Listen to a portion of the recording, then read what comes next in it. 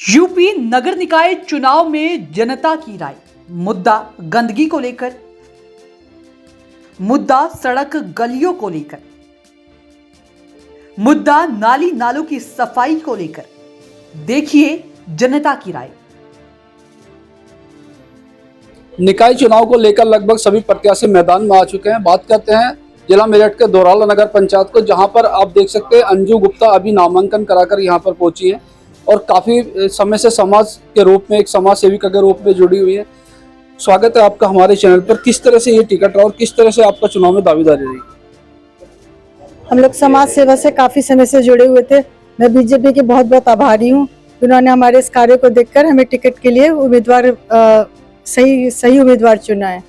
बस काफी लोग लाइन में लगे हुए थे। एक लंबी लिस्ट, अगर बात करें दोराला चेयरमैन को लेकर, लंबी लिस्ट, एक बहुत लंबी समय के बाद, प्रतीक्षा के बाद जारी हुई है। उस तरह से आपका नाम घोषित होना, क्या परिणाम निकलता है उसका? मैं यही मानती हूँ कि हमने जो एजेंडा बनाए हैं वो सरकार तक पहुँचे हैं और उन्होंने उन एजेंडाओं को देखकर ही हमें ये टिकट घोषित किया है। क्या प्राथमिकताएं रहेंगी आपकी महिलाओं को लेकर के? किस तरह से सुरक्षा को लेकर के एक मुद्दा चला रहता है अक्सर महिलाओं को लेकर, उस तरह से आप किस तरह ये कार्य रहेगा और कहाँ तक सुरक्षा का प्रभाव है?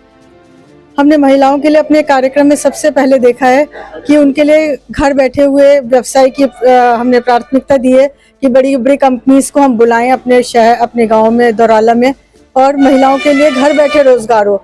तो इस चीज़ को बहुत ज़्यादा पसंद किया जा रहा है। हमने स्वच्छ जल, स्वच्छ वायु के लिए एयर क्लीन प्रोग्राम किए हैं और स्वच्छ पेयजल के लिए कॉमन आरओ वगैरह लगवाने की सोची है।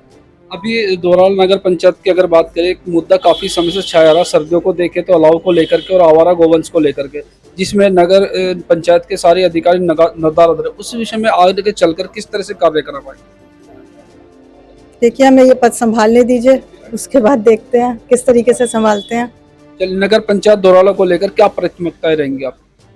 सबसे पहले महिलाओं की सुरक्षा और उनके घर बैठे व्यवसाय हमारी प्राथमिकता रहेगी। उसके बाद लोगों को स्वच्छ जल मिले, स्वच्छ वायु में बच्चे और बड़े सांस ले सकें, ये सारी हमारी प्राथमिकता रहेंगी।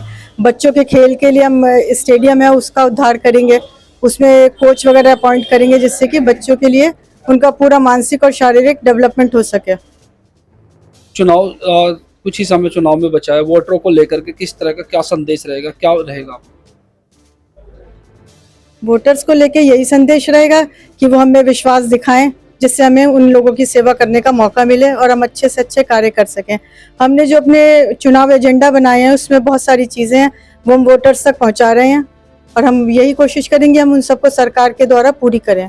भाजपा से आपका टिकट होना एक बहुत बड़ी उपलब्धि माना जा रहा है। इस तरह जो अदर आपके कैंडिडेट हैं या और पार्टी के लोग, किस तरह से उन लोगों को आपको सहयोग मिलेगा?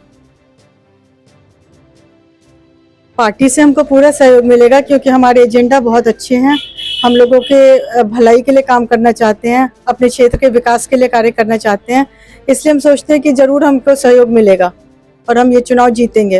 नगर पंचायत को लेकर के आज जो नामांकन हुआ है अंजू गुप्ता को लेकर, उनके समर्थन यहाँ पर मौजूद हैं और एक विशेष तैयारी कहे या खुशियाँ कहे उसको लेकर के यहाँ कार्यालय पर हम लोग पहुंचे हैं। किस तरह का चुनाव लग रहा है यहाँ पर, कैसे तरह से आप लोगों की तैयारी चल रही है?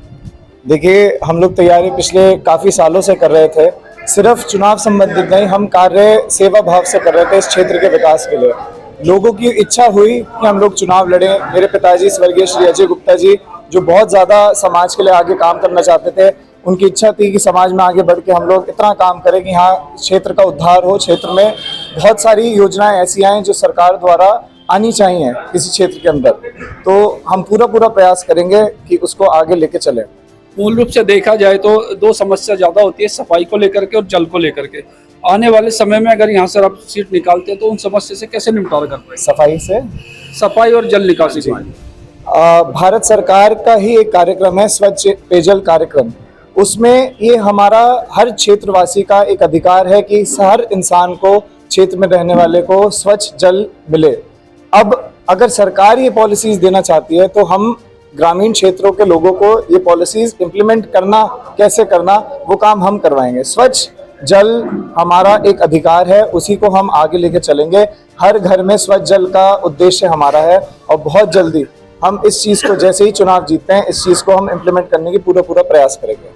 चुनाव आते हैं, कुछ वादे भी होते हैं, कुछ वादों को लेकर के चुनाव जीत भी जाते हैं, उसके बाद कुछ वोटरों का या कुछ प्रत्याशियों का ये कहना होता है कि चुनाव जीतने के बाद अक्सर चेयरमैन वगैरह घर बैठ जाते हैं, काम नहीं हो पाता। देखिए, ये चुनाव सिर्फ चुनाव नहीं है, ये एक हमारा, आप समझ लीजिए, दिल से एक चीज़ करने की इच्छा है। और ये अगर हम इच्छाएं, मतलब अगर हम अपनी चीज़ें पूरी नहीं कर पाए तो शायद हम इतना माद्दा रखते हैं कि हम उस पद को छोड़ने के लिए तैयार रहेंगे अगर जनता ऐसी आवाज़ देती है।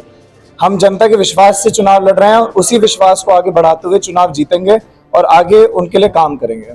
और जी, क्या चुनाव में मुद्दे रहेंगे और आपको लगता है काफी समय से आप समाज के रूप में काम कर रहे हैं, समाज सेवी के रूप में काम कर रहे हैं, किस तरह का ये प्रतिनिधि होना चाहिए और क्या विकास को लेकर कार्य करने चाहिए?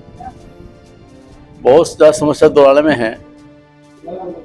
मैं 2005 में छोड़ी थी प्रधानी, 23 साल रहने के बाद मेरा भाई 5 साल निरोध बना BDC और हमारा प्रमुख ही नहीं लगी, रिजर्वेशन हो गया। उसके बाद मेरा अपना मिशन था, मेरे परिवार का मिशन अधूरा रह गया कि रिजर्व सीट होगी सारी, 5 योजना रिजर्व सीट चली गया।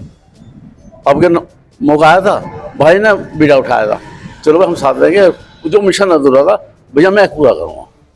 उस मिशन को पूरा करने के लिए अकस्मात उसकी मृत्यु हो गई।